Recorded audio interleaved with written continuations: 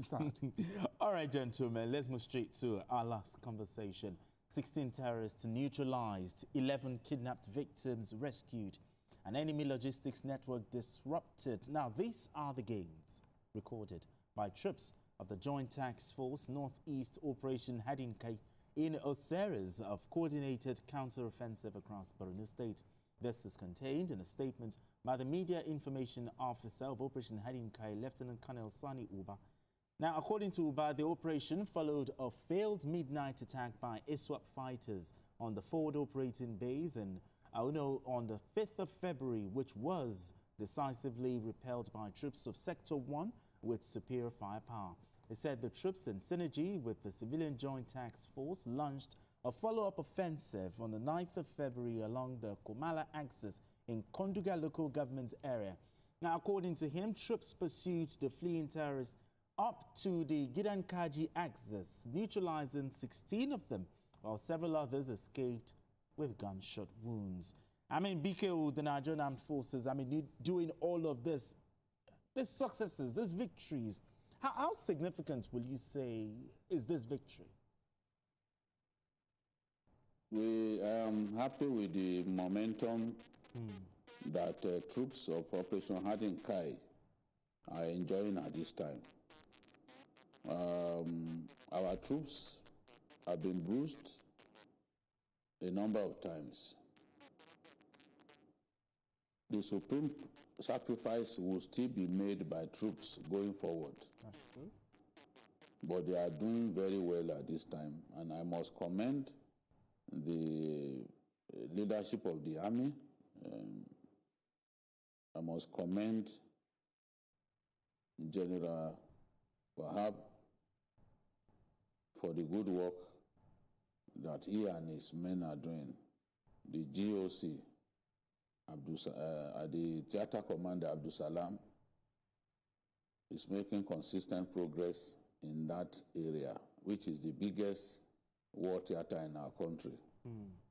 If we defeat terror in the Borno-Yobe axis, definitely it will help us to exterminate them completely. I am happy about the release of victims.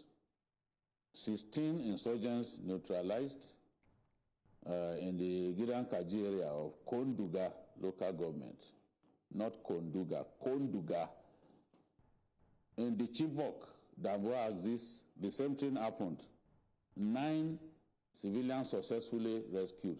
This is good news when our troops are able to deal with the enemy and rescue the captives. In Buratai Kamuya Road, along Buratai Kamuya Road in Yobe State, the terrorists were forced to abandon their captives, and those captives are now being safely united with their families. Our troops faced fire in the forward operational base in Auno on the outskirts of Maiduguri, but they were able to overwhelm the enemy, and they then proceeded to go and deal a decisive blow to them in Konduga, which is not far from the area. These are the kind of good news that we want to continue to hear from that area. The troops are making sacrifices and they are making big gains. I have said that I have no doubt that we will win this war. We will win this war. The way Sri Lanka won its war against terrorists, Nigeria will win the war against terrorists. It will not be immediate, but I have not given up on our troops. I have not given up on the armed forces of our country.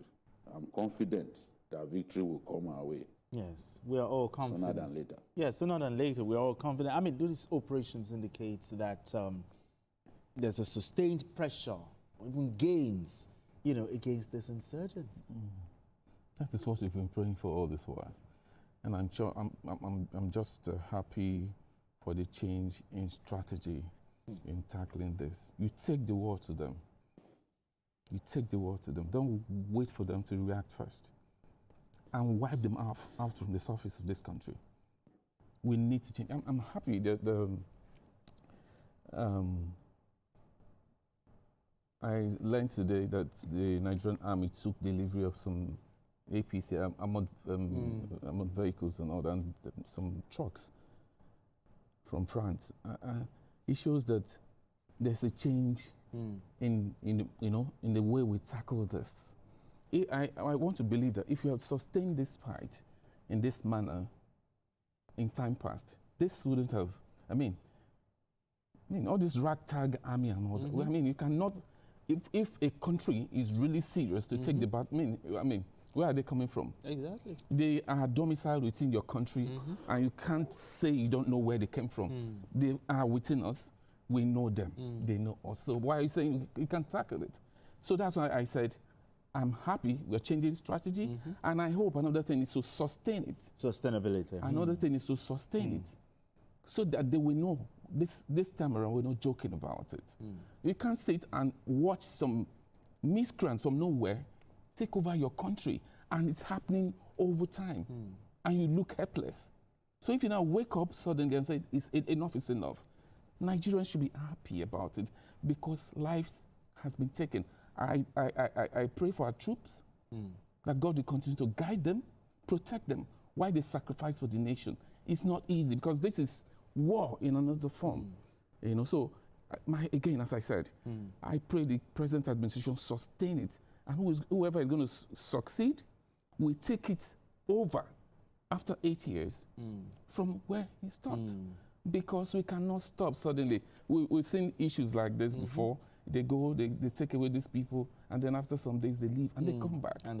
We cannot be doing this, making progress in circle and expect good results. Things has to change. I don't want to say maybe it's due to Trump's intervention, but whoever is helping, we need it. Exactly. But BK, in taking it home for us, this recent successes of the Nigerian Armed Forces is enough to boost the morale and confidence of the troops. Yes. And that's why I'm saying the momentum that they have, long may it last. Yes. I'm sure the Chief of Army Staff is pleased with the progress being made across the different theaters of war.